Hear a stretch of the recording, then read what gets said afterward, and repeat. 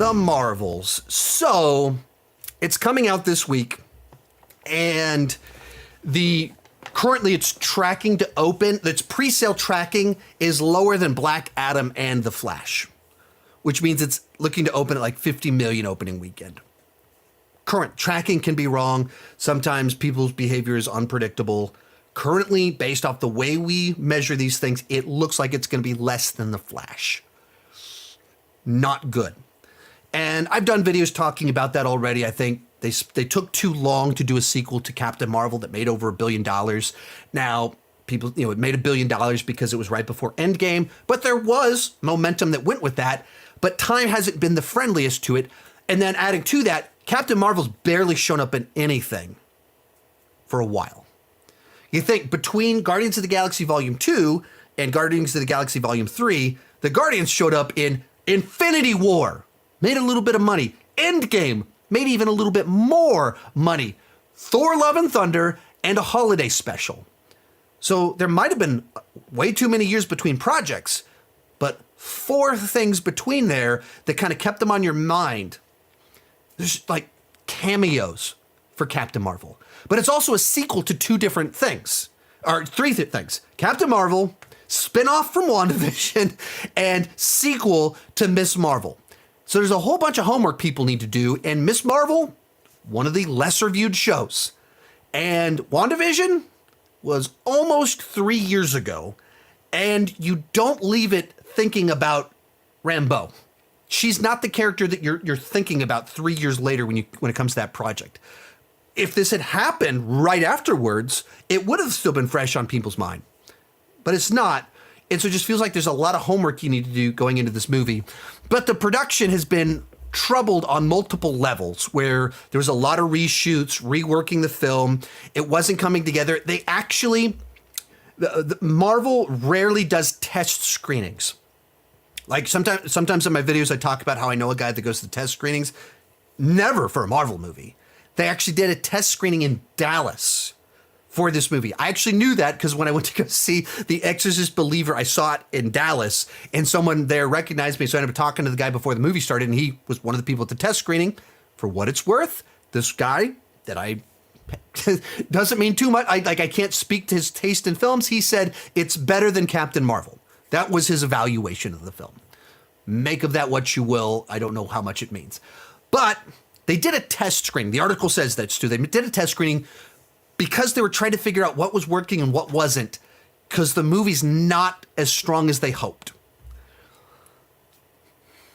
And then the article says this. Then eyebrows were raised again when DaCosta, that's the director, began working on another film while The Marvels was still in post-production. The filmmaker moved to London earlier this year to begin prepping for her Tessa Thompson drama, Hutto. A representative for DaCosta declined to comment. If you're directing a $250 million movie, it's kind of weird for the director to leave with a few months to go, a source familiar with the production says. So, Marvel's isn't getting the buzz they're wanting, doing lots of reshoots, they're trying to fix it, and the director leaves to go to London to start prepping her next film. Now, there's a lot of people running with this quote, and they're having it, using it to suggest things it doesn't actually suggest. So there's a lot of people taking this saying, oh, she fled the production. She wasn't involved anymore. She knew it was bad, so she left. That's not what was said.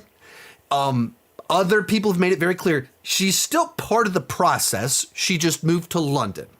Other people pointed out a lot of movies in post-production are done via Zoom. There's a lot of divisions that kind of work on other things. So if you're seeing people running with stories, oh, Nia DaCosta running from she's abandoning the ship. That's not what this is saying. That's not what this means. Other people have also pointed out it's not uncommon for a director to leave a project in post-production to start working on another project. Some guy named Steven Spielberg back 30 years ago was working on a movie called Jurassic Park, got towards the end of production, and then left to go make some little film called Schindler's List. It happens. Fairly common. However, Steven Spielberg in 1993 was the most powerful director in the world who had been well established working on large productions for a long time. He left legendary producer Kathleen Kennedy to oversee what was left. The edit was locked. They were just doing color grading and audio mixing, and he brought in his buddy George Lucas to come in and oversee that with Kathleen Kennedy. Kathleen Kennedy, terrible as head of Lucasfilm, legendary executive producer. Be clear, she was very good at what she did before being in charge of Lucasfilm. That's when he left. Nia DaCosta is not Steven Spielberg in 1993, and the difference is Steven Spielberg left after the edit was locked. There wasn't trouble, they were just finishing up the mix. This is a movie, The Marvels is a movie that had massive reshoots because they're trying to fix it. They did a test screening, which they don't do, because they're trying to fix it. And in that context, she went somewhere else. That feels weird. It feels strange, and it doesn't seem the best. It might not reflect poorly on her, though. It might just be a statement of what we all know, which is Kevin Feige is actually the person in charge of all these movies. In this book, they give it. I've been talking about the they for a while. This book calls them the Parliament.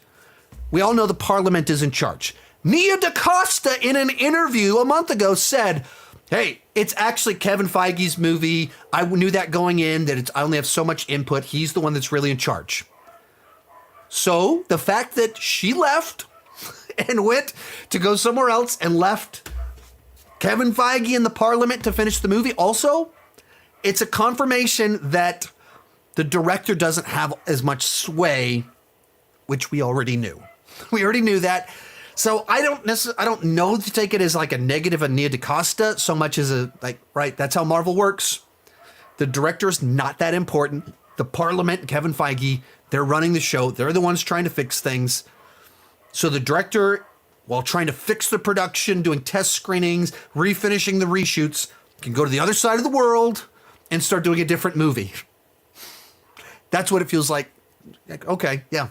She's not as powerful as we once thought. Most of these clips are pulled from my Patreon live streams. I do about 6 live streams every single month. For $2 per month, $20 per year, you can get access to all the exclusive videos and live streams. For $5 per month, you get your name on my end card. At the top tier, you get a 30-minute video chat with me each month. The link down below in the description has more information.